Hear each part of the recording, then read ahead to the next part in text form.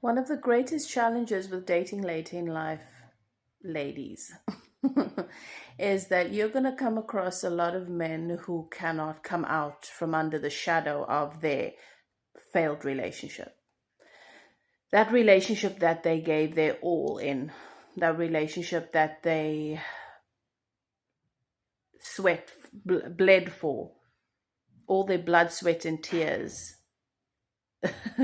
They left themselves there, a lot of themselves there in that relationship, and they're dating for companionship, whereas many of us have released that past.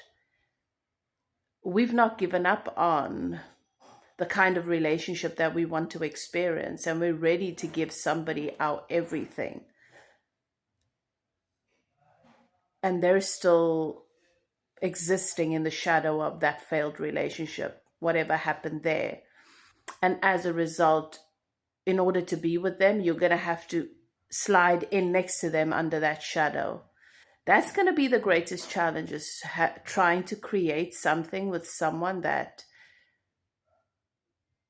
cannot fully step into the light with you because they're so attached to that shadow. They think that's their identity. They think they're safe there. That's going to be the big challenge. And your intuition's going to pick up on that, and you're not going to know how to put your finger on it. You're going to know, some of you are in this situation right now, and something is off here. Like, I feel like he's not 100% present, even though he's saying the right things and he's a really great guy. And it feels like a part of him is not fully here, or like our relationship is under some sort of cloud and we're waiting for the sun to come out so that we can truly, you know, experience the sunshine together.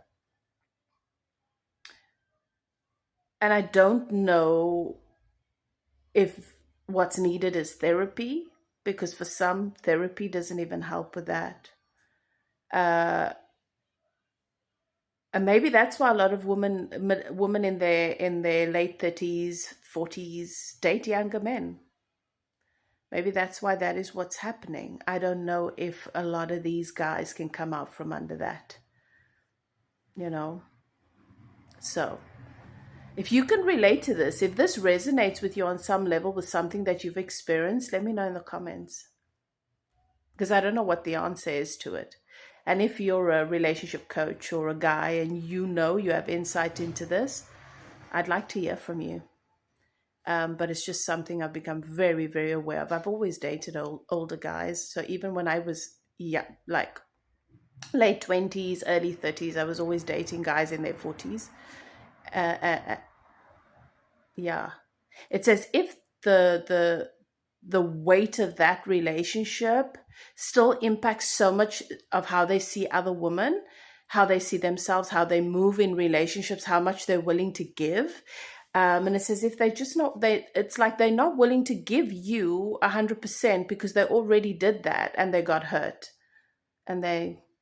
So you just got to be okay with, and I don't know, many of us are not going to be okay with that. And that's also why we're single. Um, it's this awkward place of either guys are young and they're still figuring themselves out, and there's still a lot of immaturity, or they're older but they're really jaded because they're still in the shadow of this past relationship that they gave their all in and they left themselves there. So, in my coaching with my spiritual practice, with my spiritual healing, I take a lot of my clients, and I predominantly have female clients, through a process that I call descansos, where you go and retrieve fragments of your soul self where you left it through traumatic experiences. So, as I say, I don't know. I suppose the solution to this is going to be different for every person.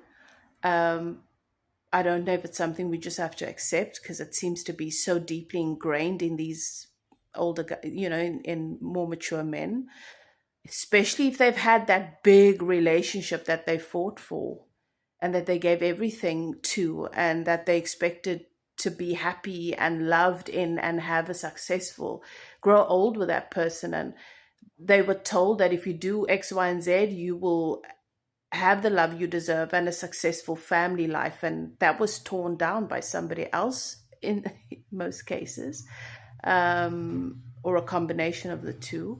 And now they just won't give you 100%. Or it's a scenario where they think they were a good husband, but they were terrible. And they're expecting you to be okay with with that, because they're delusional about the fact that they actually needed to change some of their behavior. So, yeah, let me know what you guys think in the comment section.